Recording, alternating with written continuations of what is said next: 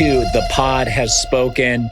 We're still reeling from Rick's fake idol last week and trying to wrap our heads around it, as are the contestants on this episode of Survivor, episode 9. We have our faithful co-hosts here, Riley McAtee and Ashleigh Smith, also our producer. And since this season is in the hands of the fans, we ourselves brought on a fan of the show, also head of content at The Ringer, host of The Big Picture, and just launched a new newsletter, Sean Fennessey. Sean, how you doing? I'm doing great. I feel honored to be in Tyson's presence. Thank you, Tyson, for this. Riley, I've known since he was like 19 years old, so it's not as exciting to be with Riley, and Ashleigh, a pleasure as well. I'm a huge Survivor dork, so I'm happy to be here with you guys. Okay. Well, this episode of our podcast will also be titled In the Hand of a Fan, which I think that this episode of Survivor should have been called since Jimmy Fallon had so much to do with it. Are you liking these celebrity twists, Sean, as a fan of the show? Because for me, I have my opinions, but I obviously have a different perspective. This was the first episode where I felt maybe the thumb was pushing down a little too hard on the scale. That's what I'll say. I enjoy the creativity. I enjoy learning that extremely famous people are as into the show as we all are. I think Jimmy Fallon's experience and how it relates to who was eliminated kind of bummed me out a little bit, but I'm curious what everybody else thinks. So do you prefer that maybe we just watch Jimmy Fallon spearfish for a couple hours? Yeah. I don't want to watch that. I gotta be honest. I mean, you said this was the first one that you really didn't love. So I just thought, and we get the teaser for Mr. Beast coming on, bringing a briefcase with something or other. So you have that to look forward to. So, okay. What about the Billie Eilish boomerang idol? You into that? Clever idea. I don't think we've really seen its impact quite thunder yet. I think there's been a lot of idol talk, very little idol play thus far this season. Mm-hmm. I'm hoping for some more idol play in the future. I do think because you have so many sophisticated strategists in this season, there's a lot of discussion of what could happen and not a lot of happening. And so I'd like to see the execution of some of these things. So it felt like where there had been so much discussion about what it would mean to get a boomerang idol and what it would mean for it to boomerang back to someone. Today's episode felt like the first time this whole season where there was like dramatic impact based on these celebrity inclusions in the show. And so it felt a little bit like Whiplash, where there had been a lot of kind of speculative action around what could happen. And then all of a sudden it was just sort of like, well, this happened to Christian, and then he's out, See you which later. feels unusual for this show. With a couple of these celebrity twists too, I'm not like fully opposed to them either, but I don't know why, because the strategists on this season are so good and experienced, these twists are like, for whatever reason, designed to not take advantage of that and instead put them in a box. Like with Christian, it's like, okay, if he has to vote for himself at Tribal, I don't know why he has to announce that to the whole tribe as opposed to giving him the chance to like go back and lie about it and say he got something he didn't and try to move the vote somewhere else. He was just kind of a sitting duck because he was forced to read that. And same with the Billie Eilish idol. It's like they can't transfer it to somebody else and they can't play it on somebody else. So and everyone knows that. Right. And everyone knows. And so you have some of these great strategists and they're just sitting here with this idol they can't actually use creatively. That's where some of these are. It's like, okay, I'm actually kind of into the boomerang idol, but I'm not into the idea that it's like, wait, can no longer the do Billie Eilish boomerang idol. Sorry, By Billie. law, we have to include William I. Lash from LinkedIn, his idea. Riley, to that note on the, Sean, you okay over there? No, I'm just, who will pop up next? Will it be like a member of Trump's cabinet? Like who else could participate here? Anybody. Yes, they might, some of them have free time now. Josh Patel, I think he could show up. Finally. I wanted to talk about Christian having to read the note. He should have read the note first. Not that it would have made a difference because the note was, but what if the note had been actually like super positive and he didn't know? So he came back. He's like, I lost. I have to read this in front of you. I lost everything. He should have read it first and then done some explaining because maybe it didn't tell the full story. It did end up telling the full story. It wouldn't have mattered, but it could have been a blunder had he opened it and it been like, you get to spend the day with Jimmy Fallon on a yacht watching him spearfish. You can't also spearfish and you don't get to eat any of it, but you get to watch it and you get to have a front row seat to his confessionals about spearfishing. Like that could have been interested in Jimmy Fallon's spearfishing adventures, Tyson. Like, is this something that you want? Like, are you just trying to spirit this into the world? I think, I do think yes. I think if you're going to have the country singer do the spearfishing, then every celebrity should have to do the spearfishing. Let's watch. Yeah. Like, even if that's not their thing. Like, you don't enjoy spearfishing? Well, too bad. That's what we decided for the celebrities this season. Yeah, let's get into Rick's fake idol because we ended last episode with that last week. And now the first half of this episode was everyone trying to pivot around this idol, wrap their heads around it.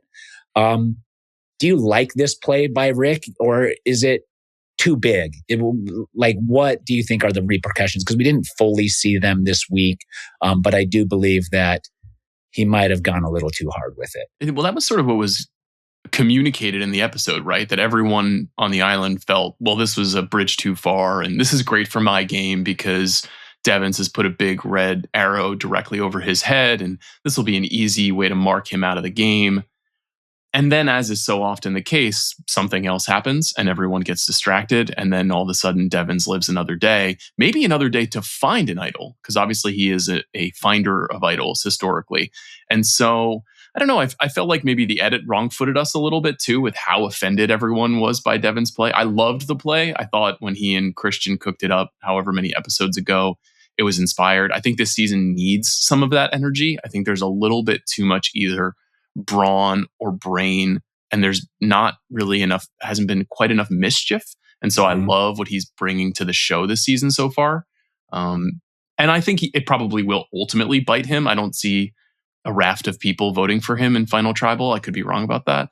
But, within 20 minutes on this episode, nobody really was going to vote out Rick after we saw what was going to transpire with Christian.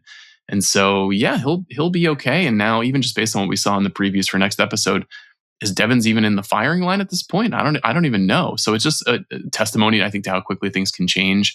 And also a testimony just like what a fun TV character he is and has been when he's been on the show. He just brings an energy and a kind of an oddness. He's really pleased with his persona in a way that I find entertaining. Himself, yeah. So I like watching him. Yeah. I can relate to being pleased with oneself on television. If I were there and I watched Rick do this last week at Tribal Council and I was live, I feel like I would have to make him my target because it was so fucking cool. Like I would be like, nobody out cools this guy. He just has to go. Like I have to maintain my number one cool status. And so for me, I don't know if I could take the blinders off. I hope that I could, but I would be like, I can't let him shine. I can't let him shine. I've got to shine. I think for me, and I believe that with egos playing with returning players, there is some of that. Like, oh, that was a really cool thing. We can't let him get further because he'll do more cool things. And then all of a sudden my screen time's gone. So I think there is a little bit of that. But like you said, it did pivot. Also, before we get to the immunity challenge and all of the craziness, we still have like Suri leading fully in charge. Like she talks us through her She's alliances with every single person. How is she getting away with this, Sean? I don't know. I mean, you know her. I don't. She just seems cool, man. I don't. It's like sometimes you just want to hang out with somebody. Yes. Yeah. Someone's just cool. They have a great energy. Smile, she just yeah. She seems warm. She seems likable. She's obviously very smart. She understands the game. She never oversteps. She never overplays. And I've been saying with all my Survivor Dork friends every Friday night when we convene to talk about the show. Like, winners at it? I don't, everybody would want her to win. Everybody likes her. It's like, there's just something very positive. I'm also fascinated by the way that Ozzy's being portrayed this season too, and everything that he's doing. And I think in these last 2 episodes, we've seen him get maybe just a little bit more point of view and credit for strategy, which is something he historically does not get credit for or is even shown doing. And so those 2 figures are such hallowed characters in the history of the show who haven't won, and we like rooting for them and we like watching them, and we just I bring a lot to them and they bring a lot to the experience of watching the show. And so I think it's just as easy as with Cirie, when you have someone in your life that you like spending time with, you never want to go against them. You never want to do anything bad to them. Now, Tyson, you were cutthroat. You would kill even if you loved someone. But here's the issue. What would you do if you were in this position? The issue is that I also understand Cirie's power. So going to someone else, even if they're not in your alliance, and being like, "Hey, are you with Cirie?" And then them being like, "Yes," and then me being like, "She's also saying," like, you have to find the person that is willing to recognize that you're in separate alliances and Cirie's in both of those alliances, and then is willing to take a shot at Cirie rather than tell Cirie that you approached him. And that's where it gets really dangerous, is would this person rather stick with me after pointing this out, or will they use that knowledge to lock Cirie in with them and get rid of me? So I think that is what's really scary, is you understand she's likable enough that most people are going to give her information over you. And so that's where you have to really be careful and guarded. And I think a lot of people misstepped this episode in giving Cirie information, especially targeting Ozzy specifically. Are they not visibly together? It feels like they are, but maybe that's just us as an audience, because everybody goes to Cirie to target Ozzy. I remember it being a secret, one of the secret alliances that was mentioned last episode. So nobody knows how close Cirie is to Ozzy and Rizzo. That seems to be like a really big secret. Yeah, I guess they're doing a very good job if they're coming to Cirie with information against Ozzy, and then they're able to then redirect and still keep that alliance secret. I'm very worried if that alliance becomes not a secret and becomes public info. It will have to at some point. If it's going to go all the way to the end, it's going to have to expose itself. Well, so then who is the person, if you're not in that alliance, who is the person you target? Rizzo as an idol, Ozzy as an idol. They can't move those idols on anybody else, like we were just saying. So I'm very, very concerned for Cirie. I'm a huge Cirie fan even before this season, and now I've become like massively emotionally invested in her getting to the end and winning the game, like far more than is healthy, and I'm very scared. Oh no. Oh no. Well, yeah, that's you heard it here, Cirie. Right now. I'm like, oh no. No. Now she has to. For Riley's emotional well-being, Cirie, yes. You have to win season 50. Otherwise, Riley will be distraught, inconsolable. Aubrey locks in with Jonathan. Sean, what do you think of Aubrey this episode specifically? It seems like this is the first time she's really stepped out into being a strategist, driving the game for herself a little bit. What is this trajectory, and is it good? I like her as a player. I wouldn't say I bought her line that she likes to play with all different kinds of players and that she wants to have a foursome of all different styles. Like, there's not really a lot in Aubrey's history that suggests that, She meant whether you like Marvel or DC, she'll work with you. Exactly. Yeah, are you more of like an ACC fan or an SEC fan? The idea of Aubrey and Jonathan speaking is fascinating to me. So, let alone trying to forge a meaningful alliance. I do think that there was a lot of talk about the middle in the last 2 episodes, about people operating from the middle and moving around the middle. And the middle being the second largest group. Right, being 4 people. And if based on last week's results too, like the middle should just be on top now. But then it's one of those things where I think at least me as a watcher, I tend to like accept the narrative that is delivered to me. And then the next episode kind of disrupts that narrative right away. And so I would have thought folks like Aubrey and Devins were in a much stronger position in the immediate aftermath of that vote. And then they were suddenly on the back foot and scrambling in a way in this episode. And so Aubrey has to kind of like play 4 votes ahead to try to find her way to the final 5, the way that she was talking to Jonathan.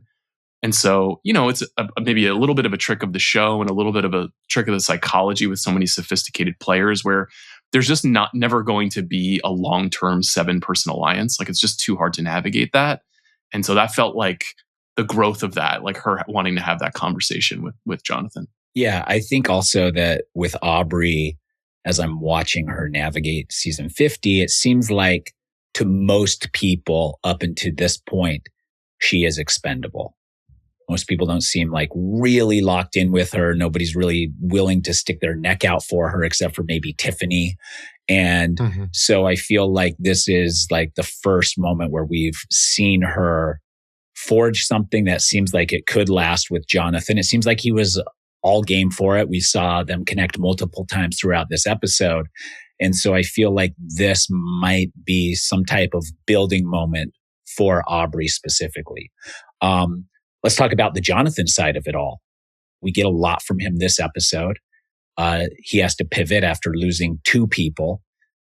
Do you like the direction of his game moving forward after kind of taking the blow last week? Can't say I feel like he's in a very strong position, but he has this unique situation where there are now 3 active meat shields in the game. This far in, I couldn't remember the last time there were 3 hyper strong challenge players, maybe even 4 if you include Stephanie. Like there's some very strong challenge players left in the game. And he, has been identified as like this Hulk, right? This like unbeatable force. And he actually went out of the challenge in this episode much quicker than I expected. But he's never struck me as a player who could ever win the game. He seems like a nice guy. And he's obviously very talented at certain parts of the game. And he has shown a little bit more of an aptitude for playing the game this season. And I thought the move he pulled on Dee was one of the very best moves of the whole season and kind of completely altered her trajectory. Yeah. But he doesn't seem to be like, he's stuck in the snow globe. He's not shaking the snow globe. You know what I mean? Like he's going to have to make some dramatic changes if he wants to get much farther, it seems like. So you think he can't win because he can't get to the end, or because if he gets to the end, he doesn't have enough notches on his belt, his words, to potentially win this thing? I think he's right to narrativize it the way that he has been narrativizing it, but I don't know if he's going to be able to see that through against superior players. I think there's just too many chess pieces on the board for him to go too much further. That being said, there's been this trend on the show, I felt like in the last 5 or 6 years, where people have been like kind of slowly moving through the game and making like 1 or 2 moves. And then all of a sudden they find themselves in the final 3 and then they win. And so, it's not usually someone who looks like Jonathan who's been in that position, but maybe this unusual blend of sheer power with, if he accumulates 4 notches instead of 1 or 2, maybe that's a good story to tell. Whether or not he can advocate for himself in the best way possible is hard to say, but he's definitely played better than I expected him to, given the competition. But I also, watching this episode, never once was like, well, he's a real threat to win. Yeah. Yeah. I mean, do we think that because when he's talking about the notches, he's saying like, oh, Christian will be the next notch. And obviously Christian goes home in this episode, but does Jonathan get the credit for that? Like, are people going to see that as a notch in his belt? Or is this more like, hey, this is like a kind of a wide consensus vote and it's not like Jonathan masterminded it? Well, and the problem with him claiming it, if he gets to Final Tribal and others not agreeing with it, that's like one of the worst things you can do at Final Tribal Council is claim moves that everyone does not agree with. So I think that that's also going to be tricky for him, is to have the awareness to know what he can take credit for and can't. Was Christian targeting Ozzy to Cirie his downfall? Would he have been okay had he just kind of been quieter, or was he going no matter what. And the Jimmy Fallon one in the urn just was the nail in the coffin.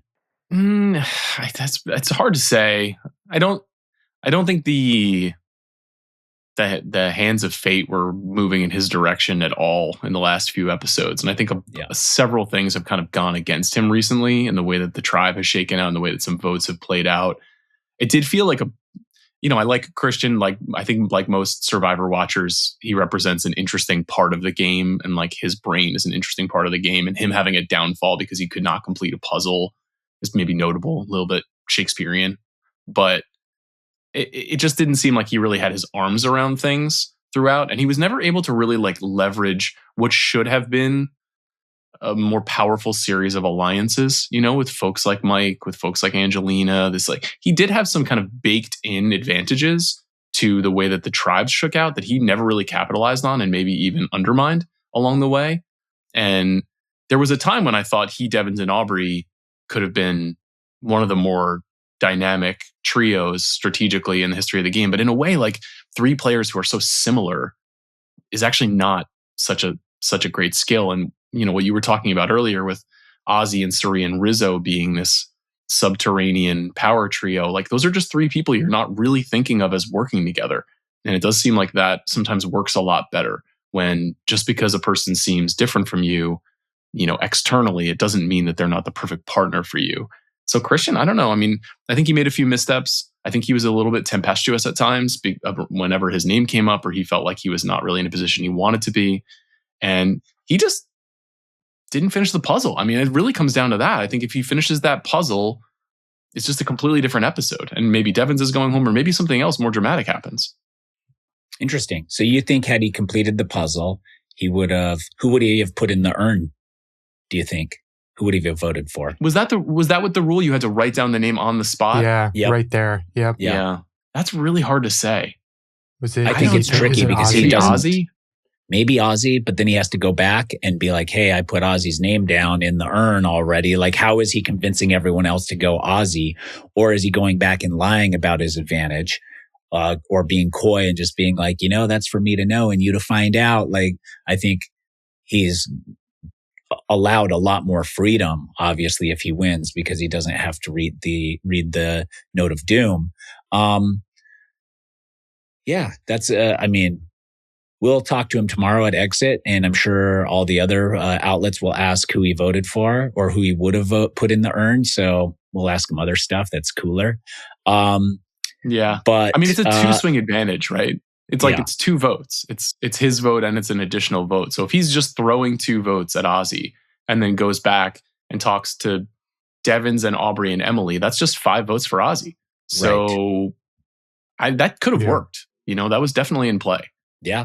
That makes me think it could have happened. Before the immunity challenge, Sean, do you see a man in the moon or a rabbit flipping pancakes? I'll go rabbit. I might not vote for Jonathan in the end if he gets there and I'm on the jury just based off this alone. I'm like, I never saw rabbit flipping pancakes.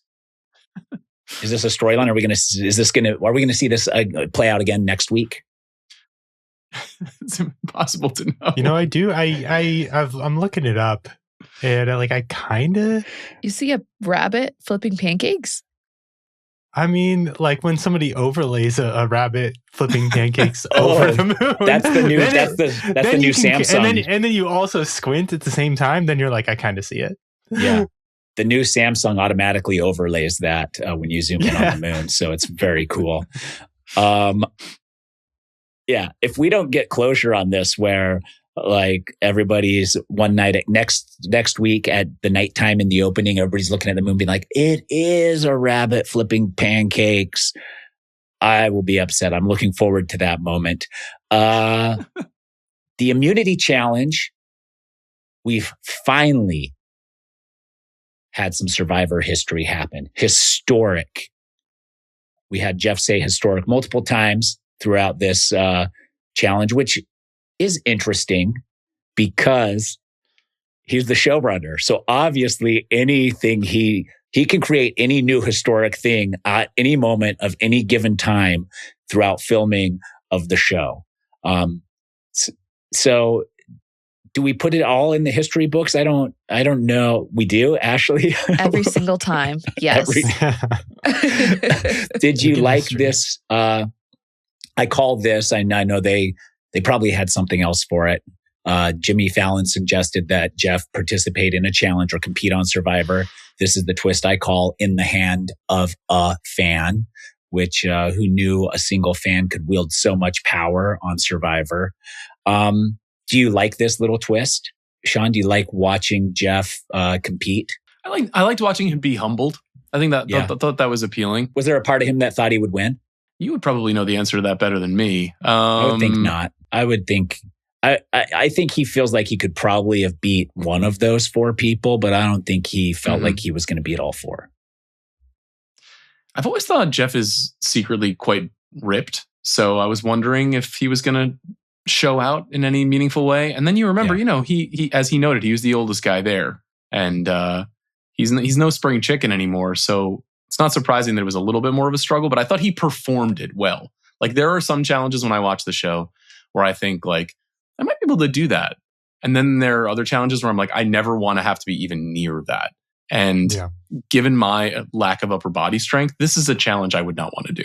I would not perform well in the challenge that we watched today. And so having Jeff have to do it was entertaining. And I think he like hammed it up effectively. Like I appreciated the commentary, appreciated Ozzy hitting him with, you got to dig deep, like all of that stuff was fun. It seems a little late in the game to be just bargaining straight up for Rice. I thought the reward should have been a little bit sexier around beating Jeff Probst in a challenge. But like maybe that says more about how Yes. Sure. Another serenade from Zach Bryan, what else could we... back. He's just been hanging out in the background, spearfishing. He's got a whole stockpile. Yeah. Zach Brown, sorry, not Zach Bryan. I would have enjoyed Zach Bryan. But yeah, I don't know. It just felt a little, even just hearing Suri and Emily kind of sniping over Rice, I was like, this feels real Survivor 1.0. We don't usually hear these kinds of quarrels on the show anymore. So that was kind of interesting. Maybe that was a way to kind of harken back to the history of the show, that it was for Rice. The flashback that they did really made me miss actually that version of Jeff, the one who did all the trash talking. And at the end of this, he's like, well, I'll never be talking trash again, because he sees how hard it is now. And I'm like, that is the exact opposite of what I want. Until next season. That's right. You did say until next season. Yeah, you're right. He immediately walked back. So good. I hope that's true. Well, I also think that showing that flashback, maybe they're dipping their toe in the water of like, let's watch the fans' reactions to Sassy Jeff and see if people's feelings get hurt or if they love it. And maybe we can go back to Sassy Jeff a little bit.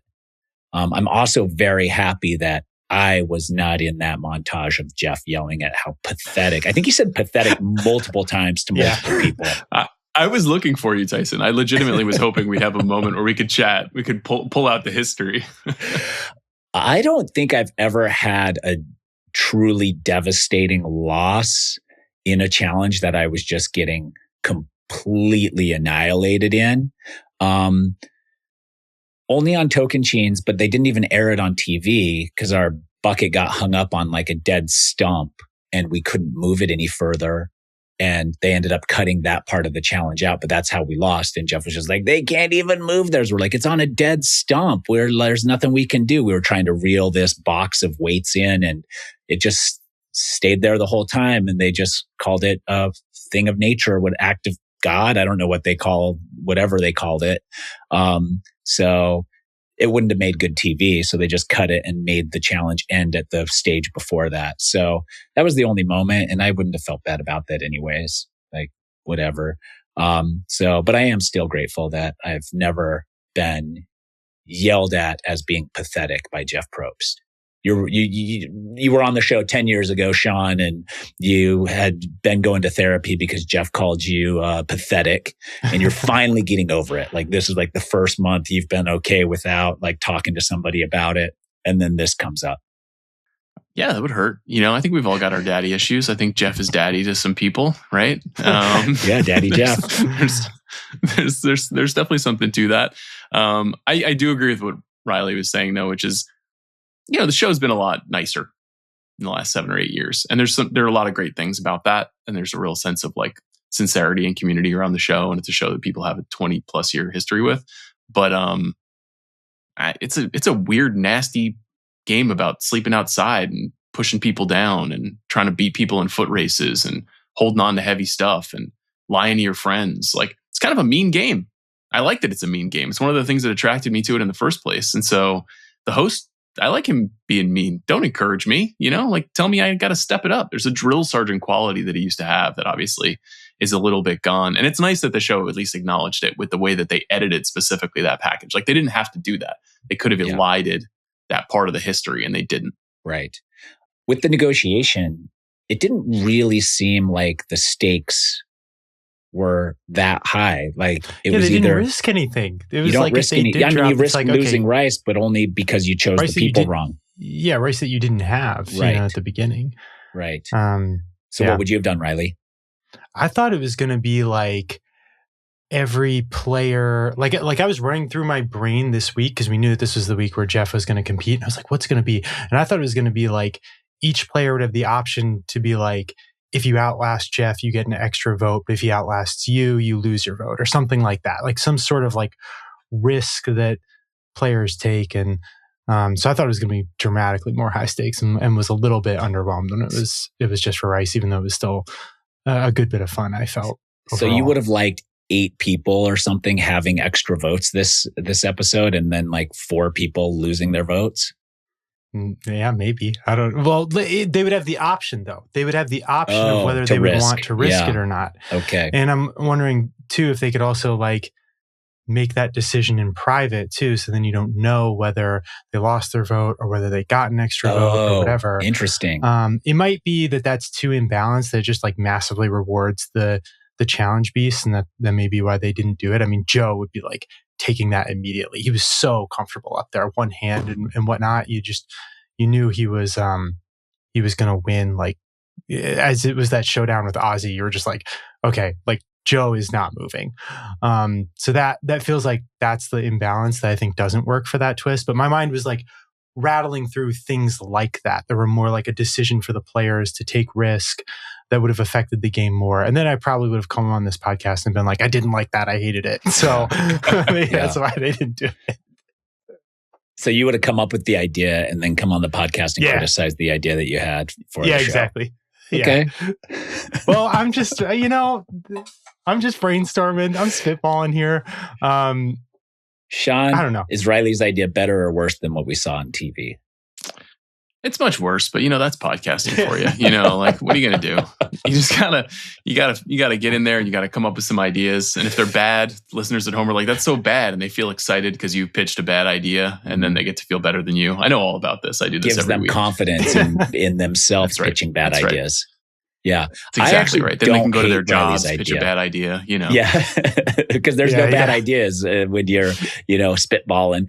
Riley, I don't hate it if they get to make the decision in private and then go back to camp and lie about the decision they made. The only issue is that, and it's not going to matter because you still have to determine what's true and what's false, is that anybody who lost to Jeff is going to claim at camp that they didn't wager their vote. And everyone that beat Jeff is going to claim that they did wager their vote. So then you still have to decipher it, but it could play out to something hilarious happening.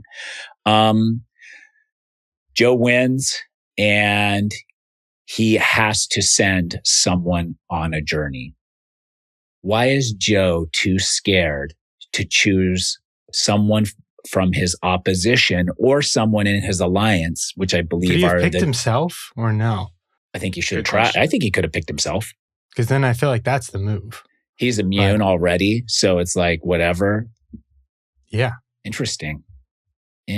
Choose yourself. Maybe didn't even come up, right? Nope. No. Maybe it did off camera. Maybe you can't. But that's. I don't hate that. Okay, let's say you can't choose yourself. It would make sense if you couldn't, because then it wouldn't. The like twist of like, hey, you vote for yourself would make no sense for somebody who's immune. So I'm guessing that he was not allowed to pick himself. Okay. So if that's the case, could he have done something more strategic than make everyone play rock, paper, scissors? I got to give him credit for what seemed like very quickly coming up with a way to solve his indecision by by suggesting the game. And then the game just played out very quickly. And then we just decided. And it did ultimately, I mean, could it have worked out any better for him? I mean, that turned out to be maybe the best possible outcome for Joe's game. I think Christian going on a journey wasn't the best outcome, but Christian losing on the journey did end up being the best outcome. Right. So given that turn of events, I think he probably feels pretty good. He doesn't.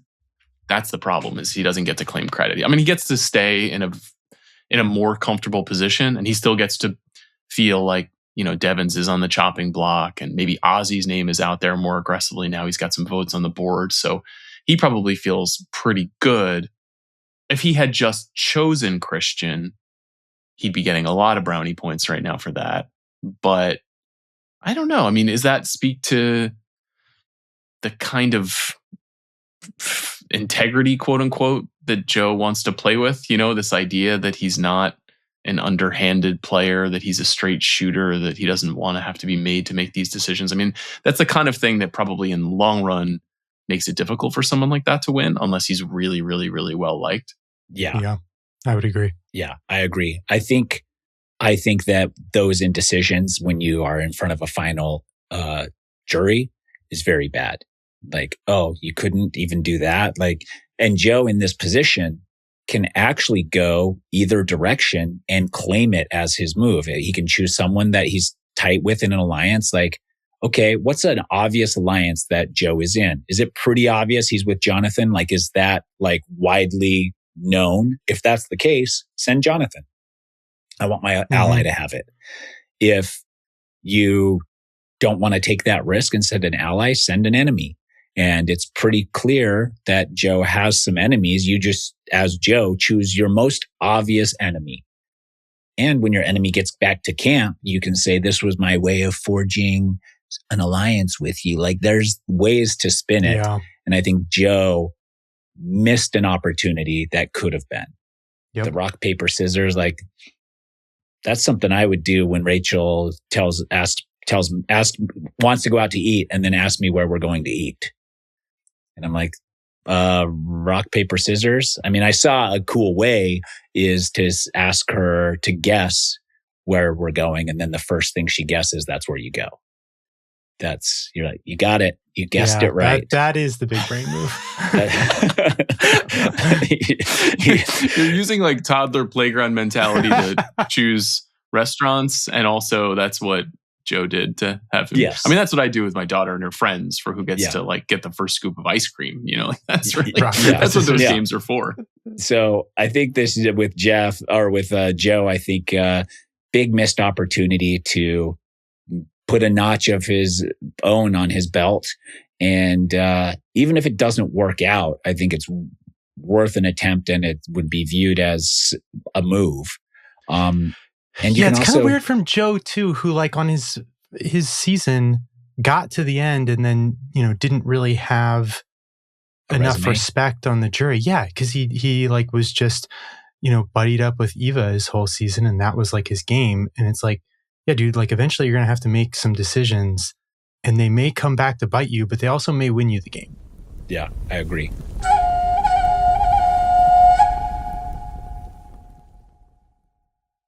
Let's talk more about Suri versus Emily on the rice. This was okay. I have a question on this. So if you're cooking 5 cups of rice, how many cups of water do you use? You use double.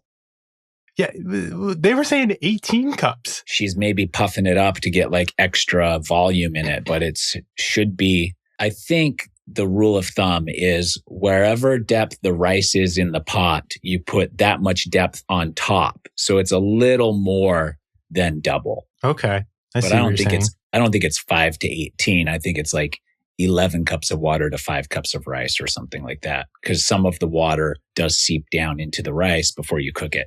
So if you have a knuckle depth of rice, you do that much water on top, but then there's also water sitting in the rice. So I've always wanted to have like sort of like diagrams and 3D visuals around challenges on the show, like ESPN sports science style demonstrations. But it would actually be even better for actually how does one make rice on the island. What are the dynamics? What are the measurements? Get that camera inside the pot, really put us in the experience, I heard that in 2 episodes, there's a country singer who's going to come on and he's going to be marooned by himself, explaining to the audience in depth. It's going to be good. Yeah. Brad half Paisley. the episode. Yeah, Brad Paisley's going to be on. Brad Paisley's Rice Corner. Yeah. And then he brings it all prepared to the camp for everybody to enjoy.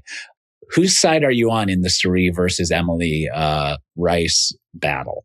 Seems like maybe Emily should have just kept her mouth shut. I don't know, even if she was right, like maybe just chill. I'm not sure what you're getting here for yourself. If, exposing your disagreement with the most beloved person on the island who's connected to every other player when it's over a piddling thing such as free rice that everyone has just earned, like maybe just have a sip of water, Yes. I don't really know what Emily was doing there. This is where we still needed to have at least Chrissy and maybe Coach as well in the mix to also give their opinions on Rice. Damn it, we really missed some real cinema, and I'm not even kidding. Coach weighing in on what to eat and how much to eat, as well as Chrissy, would have just been chef's kiss. I am of the belief that if you're with a bunch of starving people and there's 2 people arguing whether you should eat more or eat less, eating more is going to win out every time. There's not a time where everyone's like, we should all eat less, especially because somebody's going home that night. Somebody's going home the next day.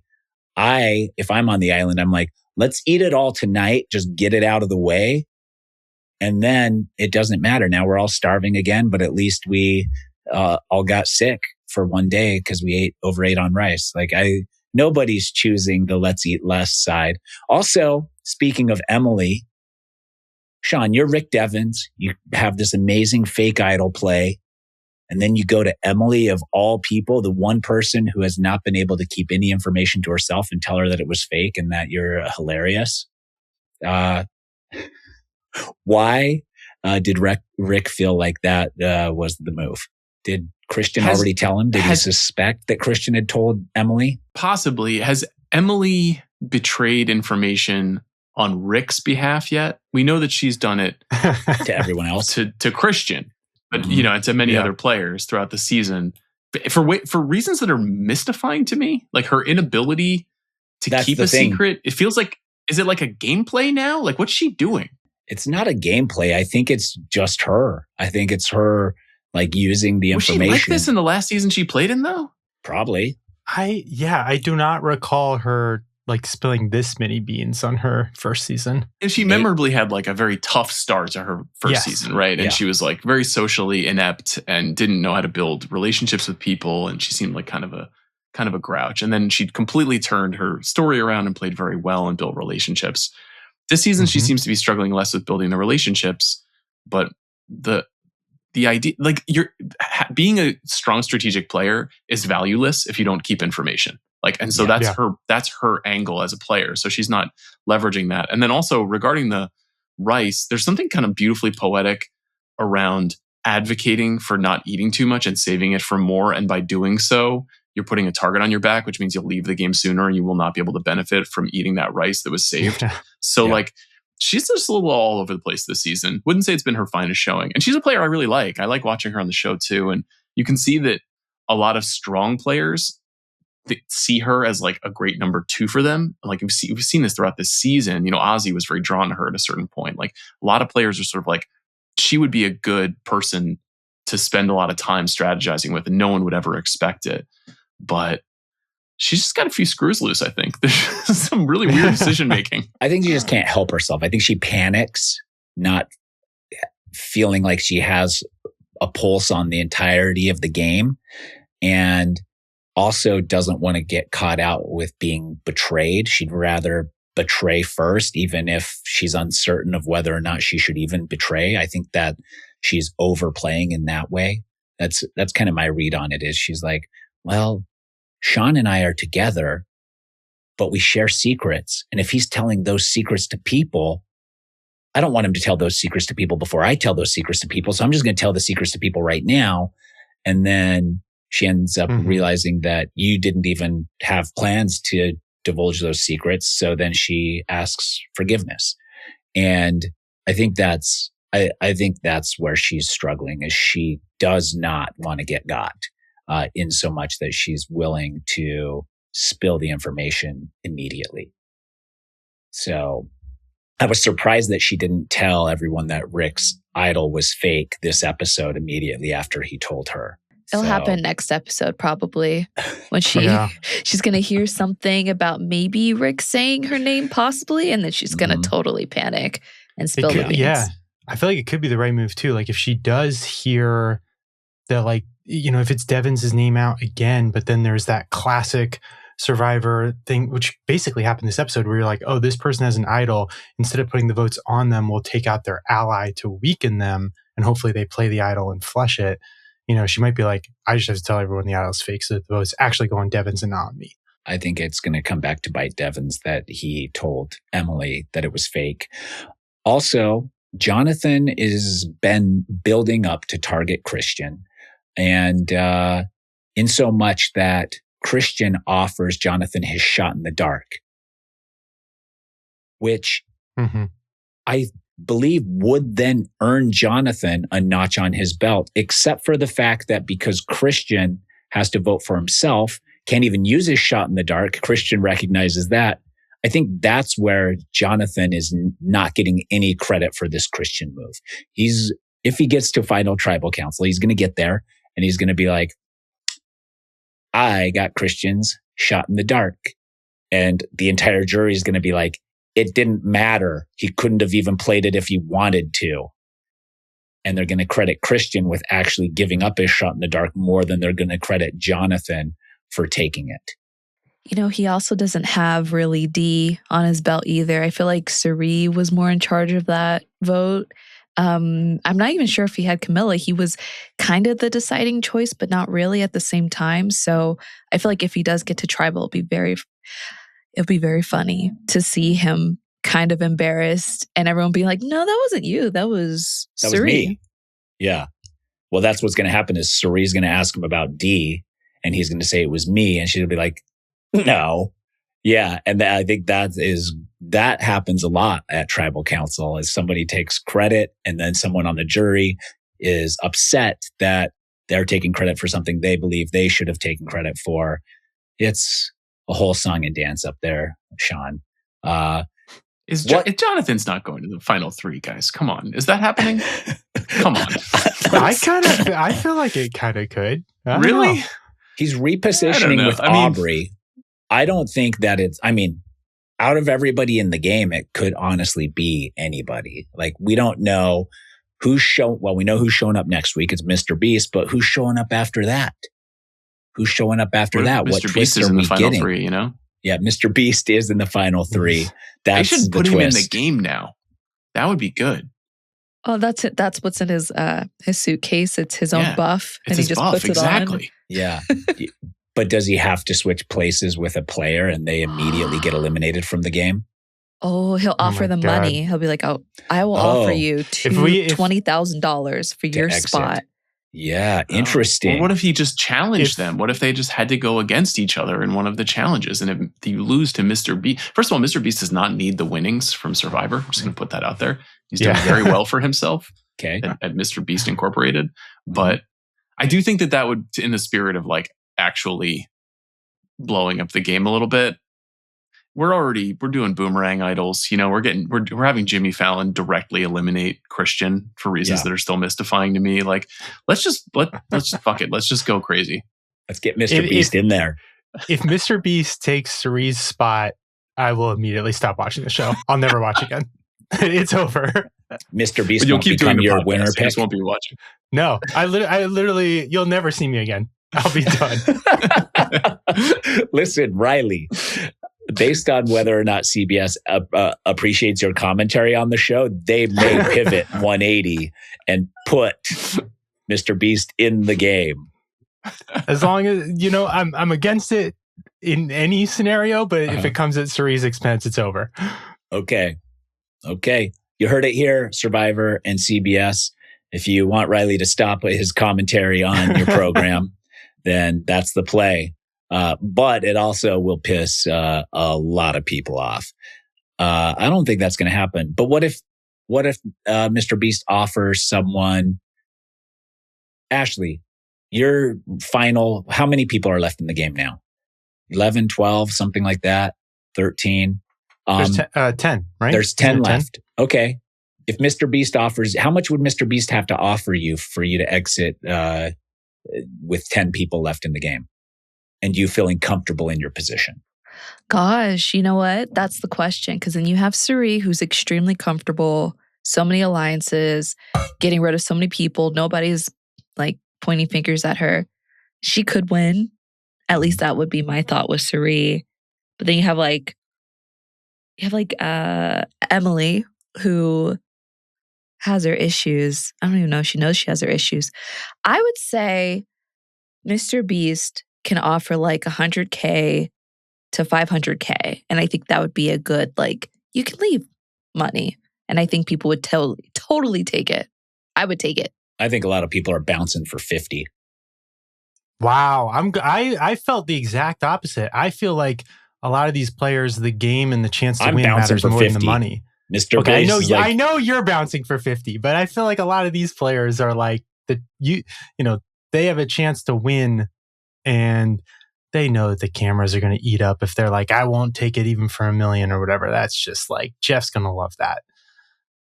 It's also just an opportunity to be on TV longer. You know, like it's $50,000 worth minus 3 episodes of screen time on one of the most popular television shows around. It's honestly not. I think that's not a good deal, Tyson. Sean, you more than most people should know that a month down the road, nobody remembers. Yeah. But you think that? I mean, but what if you win? Tyson. What if you win? Right. But what if you're next out? I think I would immediately take the 50K. And then as I'm leaving, I'd be like, wait.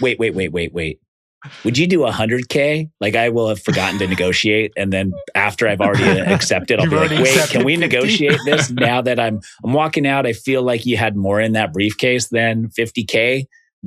Can we do more?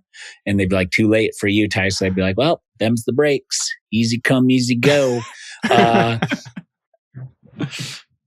Because listen, the breakdown for money is $1 million to first.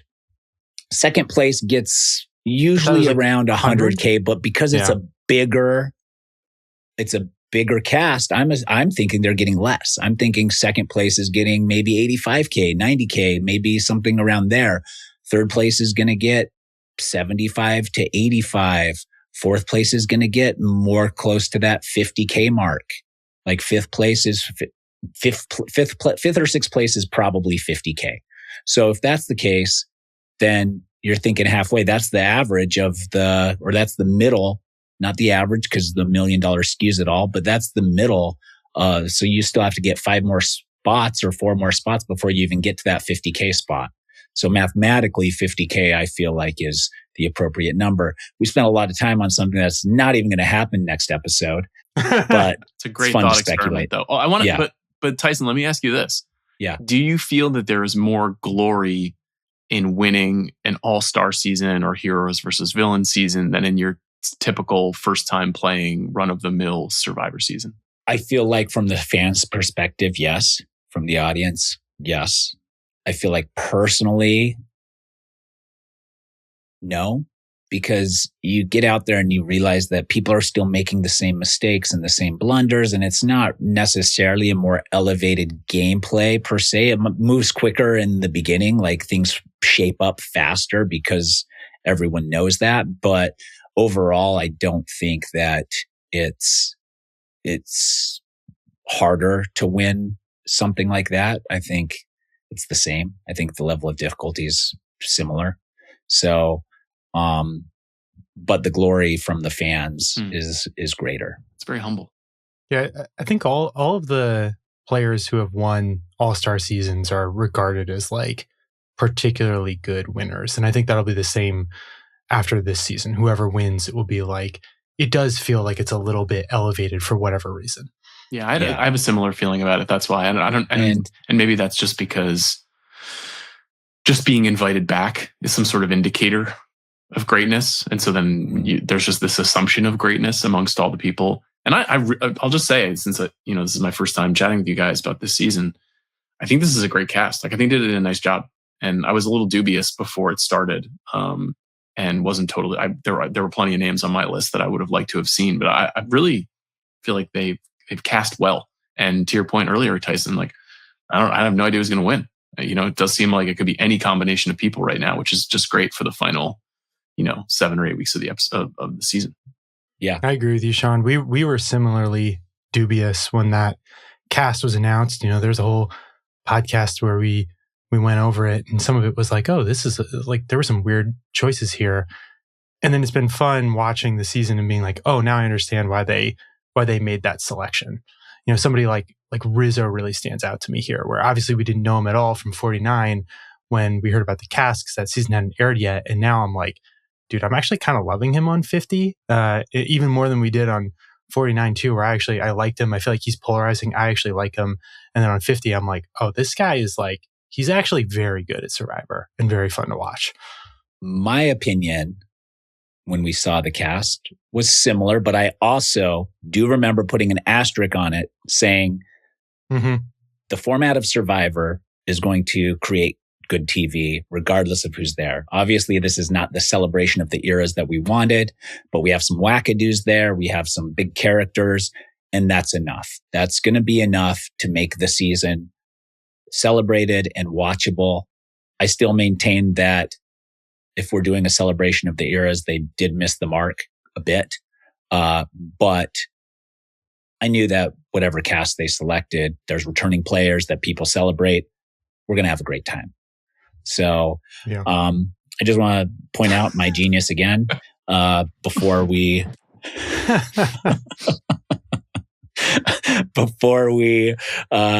talk about Emily. We get Christian going back to camp, and we get Devins and Christian being targets.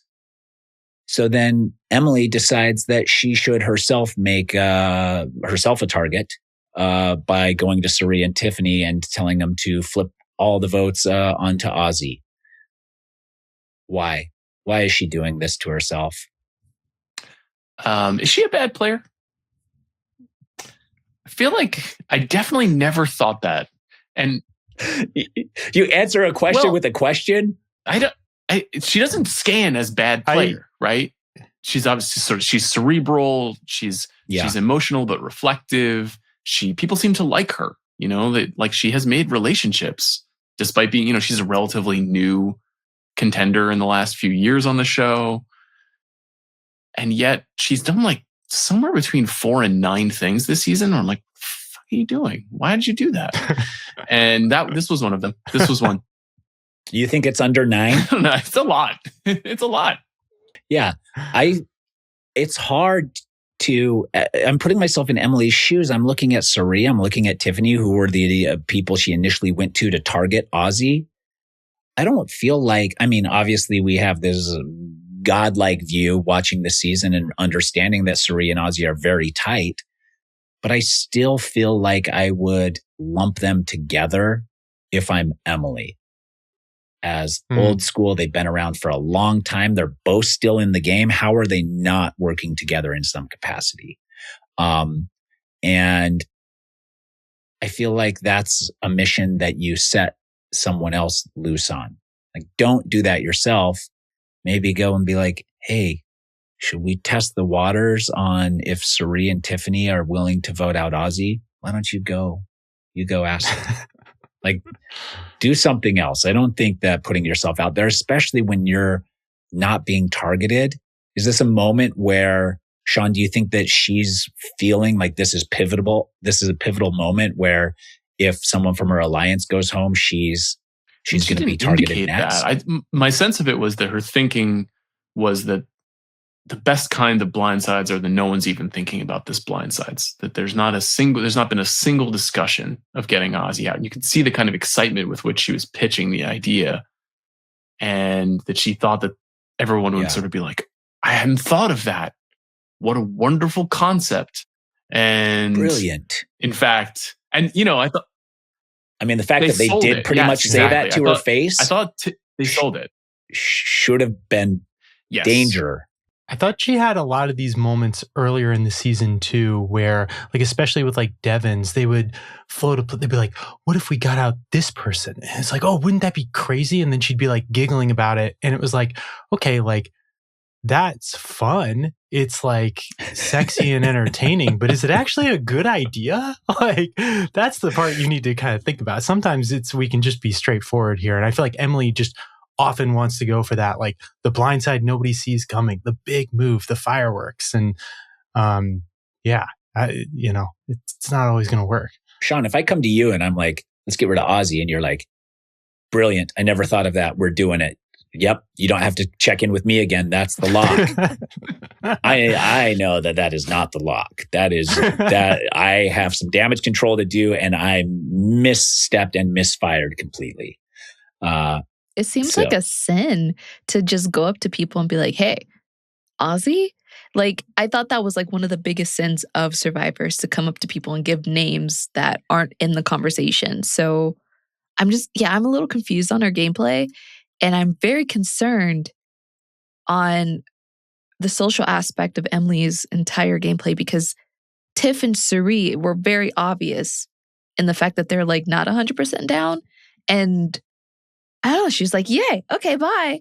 Like, no, do more. Glad you're all doing what I said. Thank you. Tell everybody else I'm good now. I did my part of this. Like gas leak Survivor, right? You know, where like she is like, clearly no one else has thought of this, and I've come up with it, and this is the plan, and we've nailed it. And then would she just like sit and eat rice for the next 6 hours? Like, what happened after that? Like, I'm always, as a fan of the show, I'm always fascinated by what we're not shown during the scramble. You know, what's not on camera feels so critical.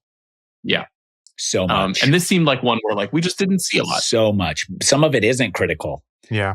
Because ultimately the vote here, it seems like there was a vote split between Christian and Devons, like very intentionally, in case of whatever, an idol play or something.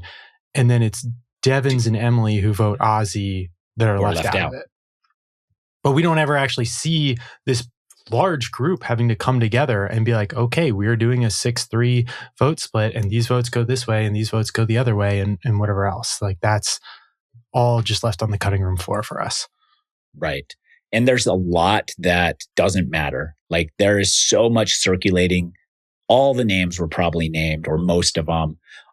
And then it got kind of pinpointed on the two that really mattered, that votes were going for. So there's so much swirling and so many thoughts and ideas. And some of it does matter. Like, we would have seen, if they wanted to show us, we would have seen Devons and Emily getting left out and believing that Ozzy was the target. With that, let's go to Tribal Council.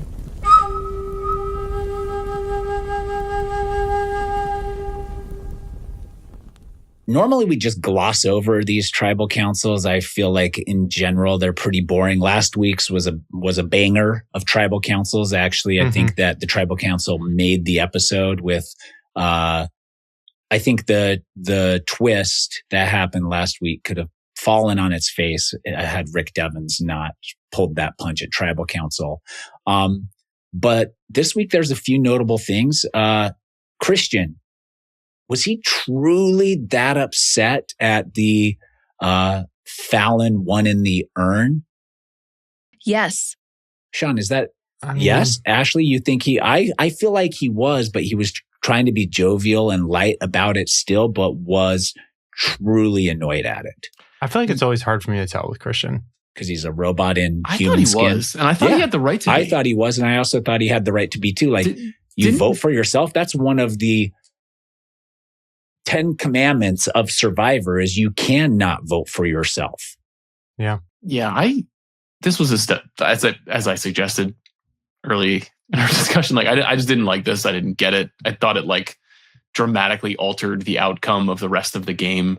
I don't think there's a really strong chance that Christian would have been going home in this episode if this had not happened, if he had not had to read that. Well, you as a fan chose this, Sean. I think he's a fun player. Chose this. God damn you, Jimmy Fallon. Why is Jimmy Fallon associated with this as an NBC representative? Mysterious one to of our me. favorite This is networks. bad corporate synergy. Yeah. This is just, the whole thing is just weird. Don't really care about Jimmy Fallon in general. No shots to him. Just like, get this out of here. Like, I wanted more Christian on this season. I just didn't like it. Thought he was absolutely right to be peeved. And there have been a lot of things like this over the years where there have just been kind of like gameplay experiments. I'll be curious to see like what the fandom thinks of the move in particular, but I think because Christian is just such good television, people are not going to be stoked about this one. Well, so then let's rewind a second here, or a little bit. We talked about returning season winners being credited heavier than regular season. Do all these twists where it seems like, Christian probably wouldn't have gone had it not been this twist. And there's multiple instances like this. Is this going to be an asterisk on this season's winner's resume? What do you think, Riley? Nice. I think it will depend on who wins and what their game looks like and what kind of the narrative is that we can pull together. I think about... So let's say that Jimmy Fallon wins. Well, then obviously it's... If Fallon defeats Mr. Beast, how do we feel about this season? Better than if Mr. Beast defeats Fallon, I guess. Should Billie Eilish have a vote at Final Tribal? She should have to vote first. She gets to vote for herself. Yeah. In there and we start the Final Tribal. Finding the urn for Billy. Yeah. But I think when I think back to like Winners at War, that was a very twist heavy season. That Tyson, I know you voted for Natalie at the end, but I feel like if Natalie had won, it would have been like, this is kind of a joke because she was the first out and spent the whole season on Edge of Extinction. I think that's how the fans would have perceived it. That's how the first Edge of Extinction played out. Right. And people perceive that winner as a joke. Like, people think Chris Underwood is like the weakest winner in the show's history because he literally went home. I think people make that argument. I would probably... There's some other names in there, but I would, somebody who literally got voted out being a winner is, there's only one person like that. Right. But then Tony wins that season. So Tony wins Winners at War. And we're like, he had a few moments on that season that were just incredible. And so we think incredibly highly of him as a winner for both that game and for his first win in Cagayan. And I think that there's something similar with this season. I mean, if there are like weird twists down the stretch and somebody kind of stumbles to Final Tribal Council and wins like a close vote just because, hey, you got to vote for somebody or they're well liked or whatever, then yeah, we might not elevate that winner as much. But if there's some big gameplay moves from that person, so I don't know. I'm sorry to give the answer of like, it just depends, which is not an answer, but I do think it depends. Okay. Well, thank you for not giving us an answer. You're welcome. We also get Devins and Tiffany both pretty much saying that every day is a reset on Survivor. You just have to make it to tomorrow because you never know with the twists and the turns. Sean, has that always been the case with Survivor, like old school Survivor, or is it more so now? Because I do actually believe that. Like, I think it's hard to convince yourself that you just got to get through to tomorrow and then like re-scramble or reshuffle or reassess. But I think if you can put yourself in that headspace, it's very beneficial as a modern Survivor contestant. Yeah, I think for the first time these past 5 years, the most important word in the slogan is outlast. Like, outwit and outplay are less influential than they were in the past. And in some ways that meant kind of like your strength of challenges. I feel like strength and challenges has been dramatically decreased as a... Nobody cares. As a positive. You don't win... people don't care. You don't win a jury vote by winning challenges. Which I think is wrong. I actually have not liked that change a lot. And I think a lot of this sort of like... There's been a rise in winners from my perspective in the last 5 years or so. In people who are low-key players who are not great television winning because they're outlasting. They're like maneuvering the game, if not outwitting actively. And it's not a brand of the show that I've really clicked with. It has also dovetailed with this increasing common experience, which also happened in this season of sort of like the runt tribe in the first 5 episodes of the season, where you get these really weak groups. You call it the runt tribe. Keep getting like bulldozed. I like that. We always call it disaster tribe, but the runt tribe. I like that. Yeah. So, like what those two things happening concurrently has shifted the game for me in a way that I've been just a little bit less positive about it, even though I still think it's like the absolute like gold standard of this kind of TV show. And I still love it and will watch it forever. But the outlasting things just seems to be the most important thing. It just seems to be like, can you avoid the falling boulders of producing this TV show? Seems to be the hidden skill.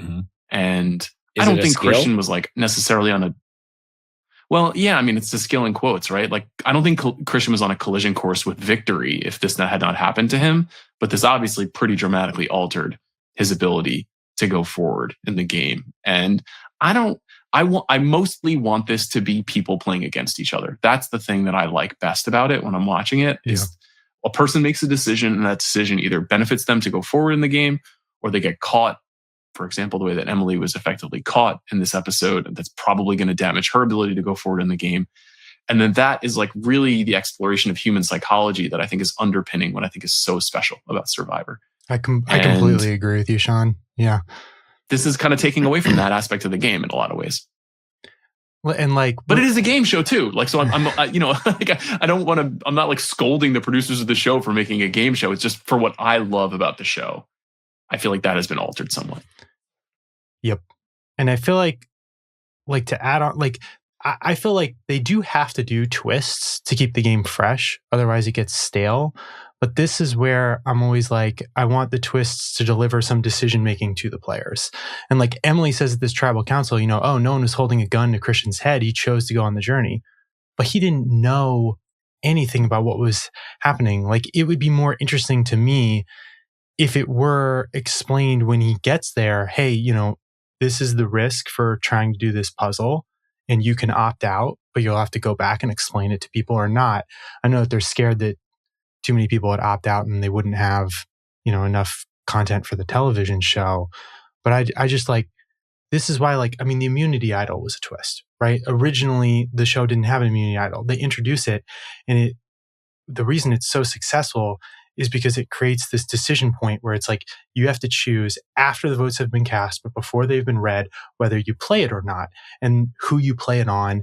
And it creates all these really, really tense moments of player-led decision-making. And a lot of these other twists that we're getting now, it's kind of a little bit of random chance and shit just happens. I agree. I mean, it's always been like that. Like to win Survivor, you need some luck. But now it seems like it's heavily tipped on the luck part of the game and less so on outwit, outlast, outplay. And is that keeping it fresh? I don't know. It does kind of give it gives a different genre of contestants more hope that they can win this game, which maybe is the goal. Is it the goal to be like, okay, we've got all these new era, modern Gen Zers like that, some, have not had enough life experience or don't know how to rough it or can't do hard things or don't feel like they can do hard things, but they can win Survivor now. If the Jimmy Fallon one in the urn hits at just the right time, like, then you could win. Like, that's all it takes is the right country star to spearfish the right fish at the right moment, and the $1 million is yours. Is there something to that? I don't love it. No? I think it's good to have a pomp and circumstance around 50, and I think the inclusion of celebrities in general is not a bad idea. And it does seem a little odd to have the inclusion of Jimmy Fallon and Billie Eilish and not see them. Where are they? On the show. Yeah. That seems to me. So then I think that's creating a little bit of dissension amongst viewers, or it's sort of like, so they just like sent an email. Like what happened here? Oh, we saw what happened with Billie Eilish. We haven't even gotten one Instagram post from her. Jeff Have we gotten anything? She was a fan. So they messaged her and said, here's some ideas. And she said, I like the boomerang one. And then they handcrafted the note and sent it to her to approve, and she approved it. So, and maybe it's James, James Fallon from LinkedIn. It's not even the Jimmy Fallon we're thinking of. Like, we don't know. Like, is there another James Fallon that has an audience that could vote on if Jeff plays in the game or not? That could easily be possible. You know, he's a pharmaceutical rep from Nebraska, and he was at a conference speaking and put it to a vote. So you never know. That's the thing, is that we don't know. But again, would we have wanted to see Billie Eilish spearfish for half an hour? Sure. To me, this is not just to flatter you, Tyson. The move here was to poll previous elite players and winners and have them come up with something. Yes. Because they understand the game better than anybody. It lets you sink history into the show the way we saw in this episode with Jeff's experience of, you know, trash talking players. We get to see more people that we love who maybe aren't in this cast, but are a part of the history of the show. And then we also get that like really nerdy, like Tyson really knows the game. So if he's coming up with an advantage or a challenge or something that I can trust, that this is something that he thinks would be cool. And that just to me feels like a misstep. And it feels like your most classic 101, like producer brain of like, what if we just get a famous person to do it? Which is just not very, very interesting. But obviously this is a mainstream television show reaching millions of people, and people love Billie Eilish, and they hear that Billie Eilish isn't in the show and they feel good about it. And maybe those people don't listen to every episode of this show, you know, and are not on the message boards and don't think about the show in the same way. But I think because there's been so much effort made to talk about like the true blue fan going into 50, it feels like a little bit of dissonance relative to what we were hoping for. So a couple of things. Do we have more viewers now watching because Billie Eilish Boomerang Idol? Is the Billie Eilish fandom tuning in and being like, I can't wait to see him say the Billie Eilish Boomerang Idol this episode. And then this episode, they didn't even say it one time. And now that audience is now shut off forever. Or Jimmy Fallon's audience, are they like chomping at the bit to see what he brings to the table?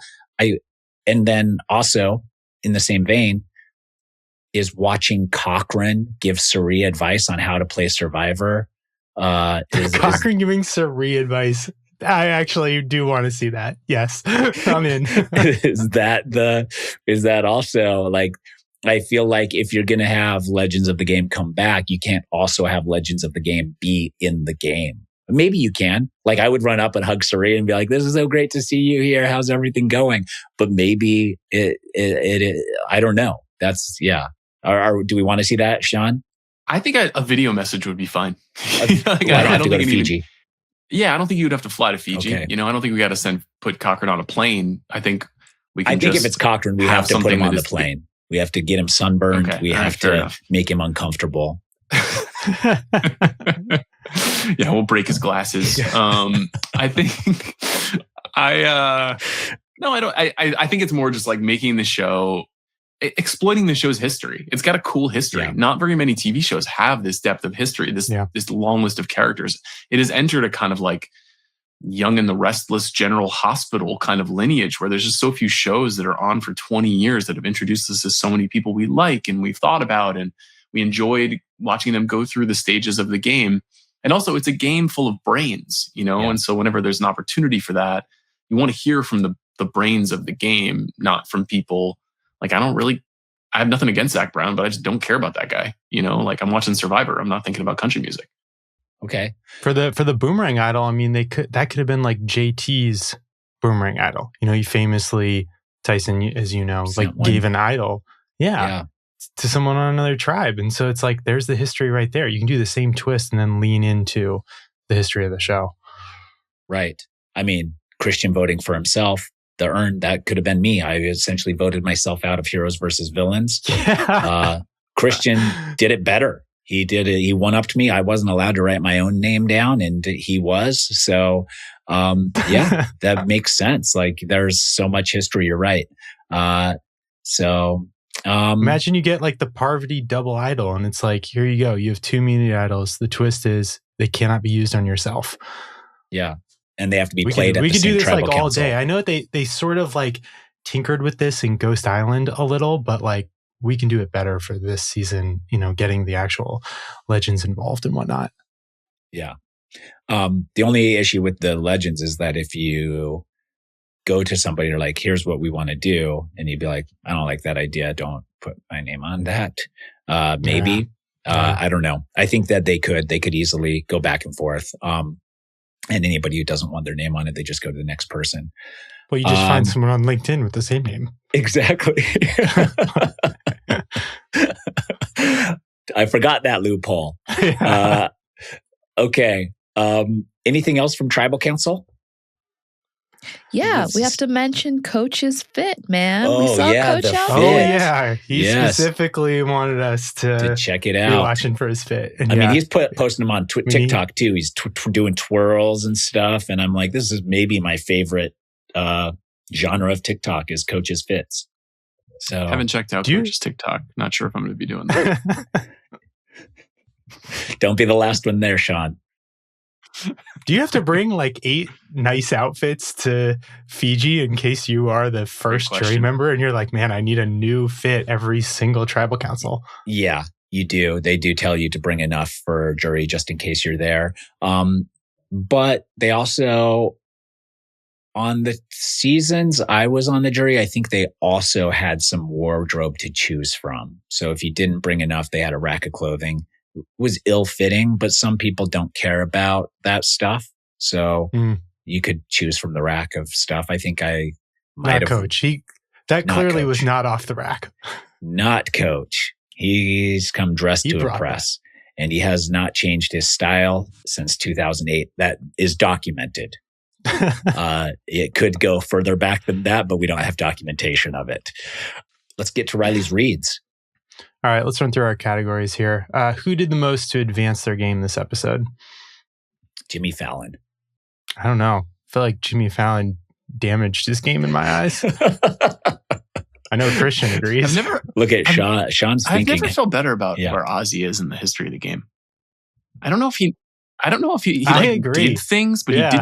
he didn't make any mistakes. He's not making mistakes. And I feel like he has historically played himself out of the game by not realizing what was going on. And I'm not as worried about him not knowing what's going on right now.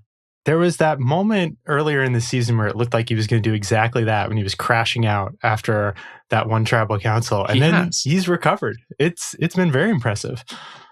I like that pick. I keep thinking about the Aubrey and Jonathan conversation. I think Aubrey realizing that, things maybe aren't going in favor of the middle people, which she was lumped in with, and making inroads with someone else who had just lost some allies could be a powerful duo. It's another unsuspecting alliance, like people are saying about Suri and Ozzy. Aubrey and Jonathan is very unsuspecting. I feel like Aubrey was the one that approached it first. So I'm going to give Aubrey credit for that, for making inroads with Jonathan when she could feel that she was maybe going to lose some numbers. Okay. I was going to say Aubrey as well. Her connecting with Jonathan actually helped her get on the right side of the vote. So I'm really happy for her because she could have been in Rick and Emily's, Aussie vote, which is going to make it really awkward next episode for both of them. But yeah, I think with Aubrey going to go talk to Jonathan, it helped her and Tiffany's game and to see where the vote's going to be. And then it helped them sincerely be in the middle instead of wherever Devins and Emily is right now. I'm going to shout out Tiffany as well, because it was really only a few episodes ago where she was just getting blindsided and was kind of the only person on the other side of the middle. And now she's like worked her way in with Suri. We see a little bit this episode, and is not having her name thrown out there and has kind of just recovered her place in the game very subtly though. Okay. Who damaged their game the most? Is this one? I think Emily, I feel like this one might be easy. Emily. Yeah.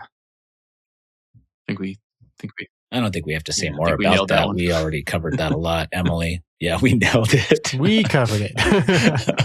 Oh, you know what? I'm going to put Devin's name in there because he never named his idol. We don't know what celebrity is connected to his idol. Every single advantage is connected to a celebrity. Oh, He's that's kinda- a Should have been great like point, brilliant. actually. Chappell Roan, Hidden Idol. Machine Gun it's Kelly. fake. Yeah. Yeah. You know it's fake because there's no celebrity attached to it. Wow. Man, if somebody put that together, that'd be great. Okay, let's do winner picks. Sean, do you have a winner pick? My heart says Suri. That's What's your head say? Me too. my head says Suri. Okay. I'm still on Suri. I've been on Suri for a couple weeks. Riley's been on Suri for a long time. Yep. And Ashleigh? I'm staying with Tiffany. I I've had her like since the that beginning. pick So a lot, Ashleigh. And I do think she's killing it. Super smart. And has also kind of danced between the raindrops a couple times here. So, and she's a great communicator. Like a Suri Tiff Final Tribal is kind of a fascinating showdown in terms of advocating for their games and the way that they play. That could be fat with, I guess Jonathan sitting next to them getting 0 votes. You know, like that seems like a possibility. As he's claiming two all the nuclear moves. bombs in one coffee. They get to each take away each move that he claims from him in real time. Yeah. Yeah. Okay. I don't hate that. And I was on to Tiffany for a while. And as things were looking down for her, I jumped to Suri because Suri's power just keeps building. Even this episode, it's like, she's like, I'm in alliance with everybody. My only concern for Suri in this moment is, are those factions going to come together and realize that Suri has pledged allegiance to all of them? I feel I'm not ready to get hurt, but I feel like I will. In as far as like, especially once I kind of put together that like, oh, her 2 closest allies both have idols that they can't actually give to her. I'm scared. Listen, Riley, I hope that she wins because she's our winner pick. But if she doesn't, it'll be okay. At least get to meet her at the finale. That's true. She's been on this pod too, so you know I've gotten that, but the in-person effect will be incredible. So, yeah. Let's do who's going home next week. Devins. That's who I had. Yeah. I don't think he's put himself in a good position here. I think it might just be. I think now that he didn't play the idol this week, it's like, can that thing be real? And who do you tell? Loose lips Emily. Ooh. Because I was going to say Emily, but her defense will be telling everyone that Devin's idol isn't real. Yeah. Yeah. That could save her for at least one more episode, I think. I think that's her last big, secret.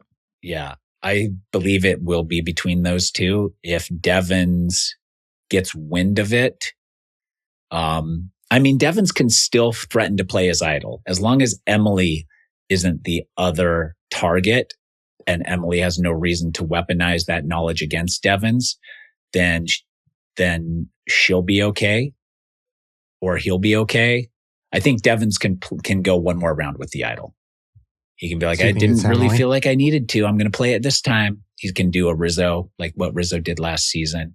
But if Emily feels like there's some heat on her, then Devins is dead. I was going to say Emily. Okay. So we all think it's one of these two. Yeah, which means we're wrong. Yeah.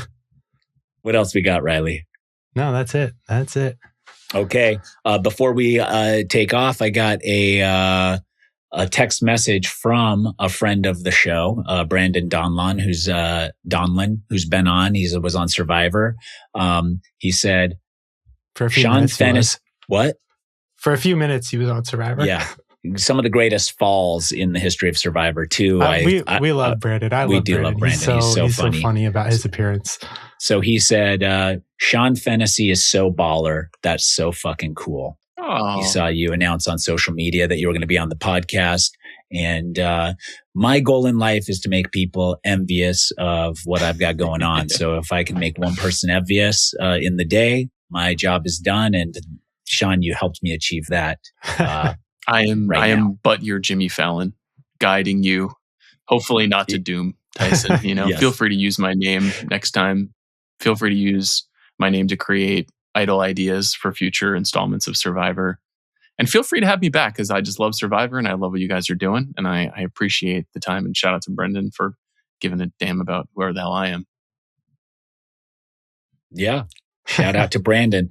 You can follow Sean on all social medias, probably. I'm just assuming. And you can listen to him at The Big Picture and subscribe to his brand new newsletter. How do we do that, Sean? It's seanfennessey.substack.com. You can find it all there. And do you talk about Survivor there? Well, you know what? The answer is yes. That wasn't part of the... You have to get... Well, I'll be promoting this conversation. To get our fandom yes, there. Of course. Yes. And, great. Whether or not that's something I'll do every week, I don't really want to cut into what you guys have going on here. But maybe a quick note about what's going on with the show. Yeah. And feel free to send us your notes. And if we want to steal them as our own ideas and share them on the podcast, we'll do that all the time. Thank you all for tuning in. We will be talking to Christian tomorrow.